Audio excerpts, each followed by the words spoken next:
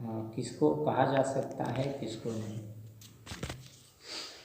तो अलैहिस्सलाम भी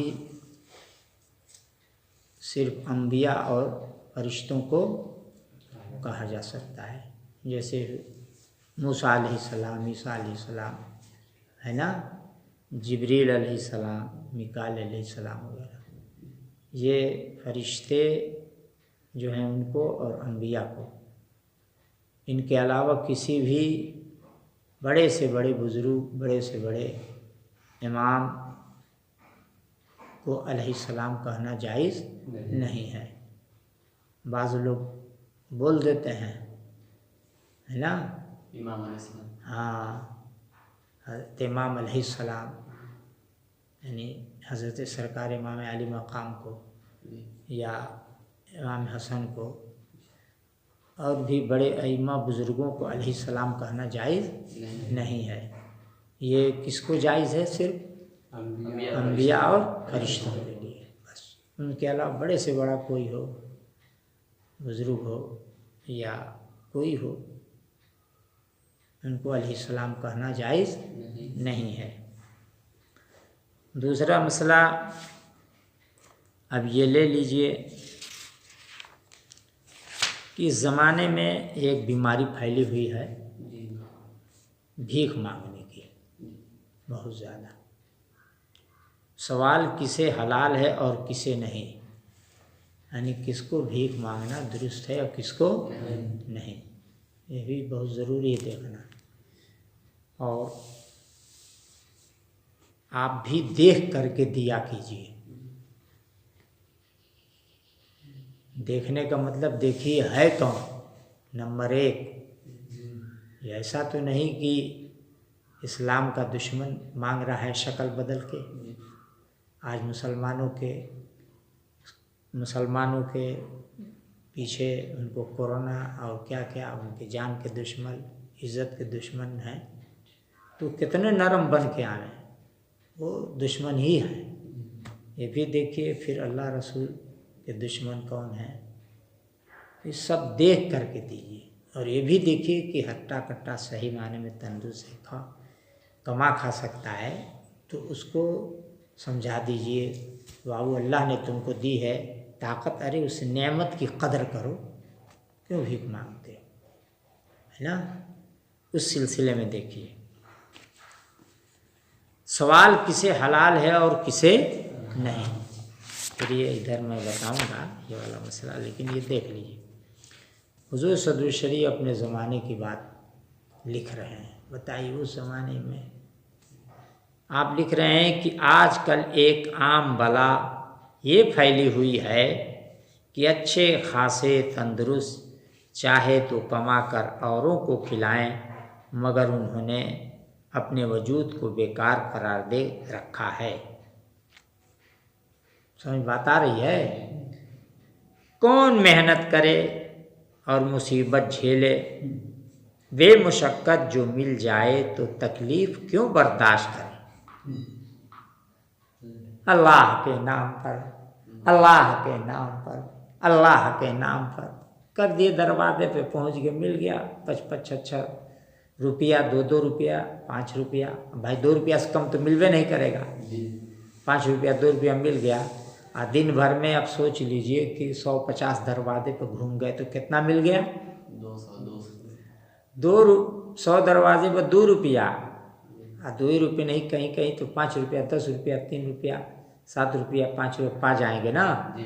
तो सोचते हैं कि क्या कमाया जाए, 100 दरवाजे पर घूम गए तो मिल गया 300-400 तक क्या कमाएंगे। अशरफ भाई भी मेहनत करके ना कमा पे ही कहिए, है कि नहीं।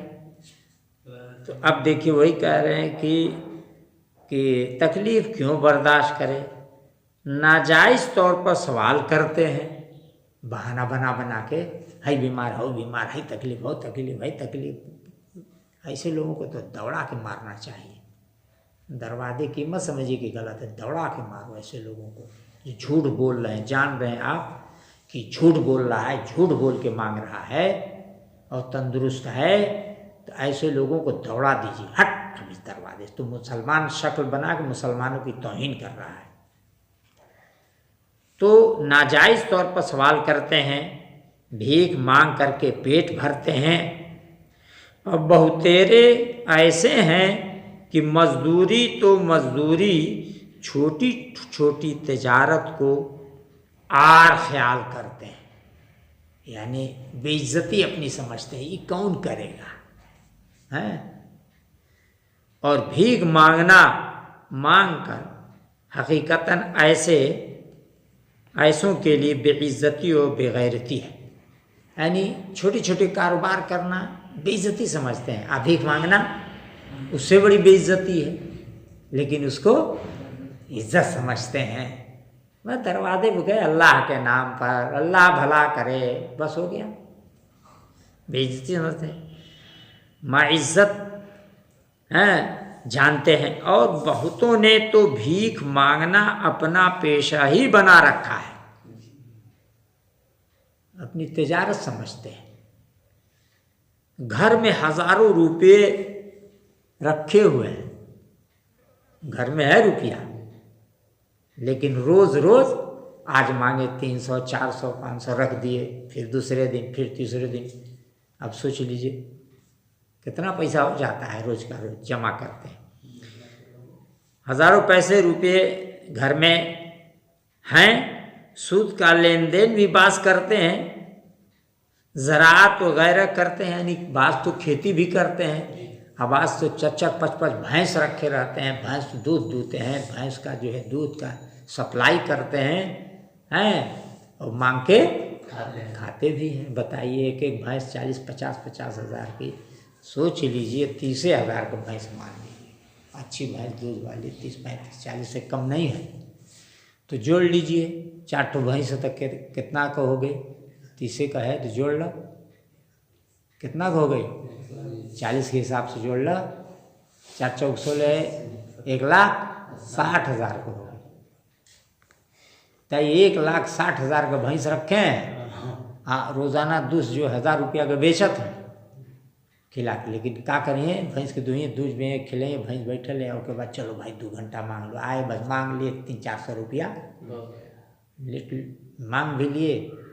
सुना है कि असना की तरफ कोई पता नहीं नट बिरादरी है कि कौन बिरादरी है, जमलापुर का आता, बोले अल्लाह के नाम पे दे दो, इसे लंगड़ा के अल्लाह के नाम पर, वो भाई शायद बैंकवा में है, इनके बताओ तो मना भी करता है, भैंस भी रखा है और नालायक उसले आके अल्लाह के नाम पे खूब मोटा ऐसा है। हाँ रोने इतना बड़ा मक्कार है। अब वो आए तो कहे कि भैंसिया हम आओ थी घर, तनी भैंसिया का असली दूध रखे रहिए, हम आए तनी रोज़ा में हमके चाहिए और हमके दूधवा चाहिए, भैंसिया असली दूध। हम आओ थी बस बर्तन लेके शम्मा में तनी दे दिए भैया, चला ज़रूर ऐसे लोग उनको टोकना चाहिए। हाँ चलिए, अच्छा हाँ हो गया ना, ज़राअत करते हैं मगर भीख मांगना नहीं छोड़ते। उनसे कहा जाता है कि क्यों ऐसा करते हो यार, खेती है, भैंस रखे हो, अल्लाह ने तंदुरुस्ती दी है, सेहतमंद हो, कमा के खा सकते हो। तो जवाब देते हैं कि ये हमारा पेशा है। वाह साहब वाह, भी पेशा है, ये क्या हो गया पेशा है, पेशा है। वाह साहब वाह, क्या बात है, अपना पेशा छोड़ दें। सदर शरिया रहमतुल्लाह अलैह भी खूब लिखे हैं, हम अपना पेशा छोड़ दें, हालांकि ऐसों को सवाल हराम है, ऐसों को भीख मांगना, सुन लीजिए। और जिसे उनकी हालत मालूम हो, देखिए जो मैंने बात कहा है, देखिए अल्हम्दुलिल्लाह, मैं किताब में देखा नहीं था, पढ़ा नहीं था, लेकिन देखिए हज़रत फरमा रहे हैं, जो मैंने कहा देखिए वो बात आ रही है। और जिसे उनकी हालत मालूम हो उसे जायज़ नहीं कि उनको दे। जब मालूम है तो कहे भैंसिया रखे दूधवा हम आओ थे दिए, बस समझे ना। अब इस सिलसिले में बहुत सारी हदीसें हैं, उन हदीसों को बाद में सुनिएगा, लेकिन अब ये इसलिए मैंने सुना दिया कि किसको हलाल है किसको हलाल नहीं है।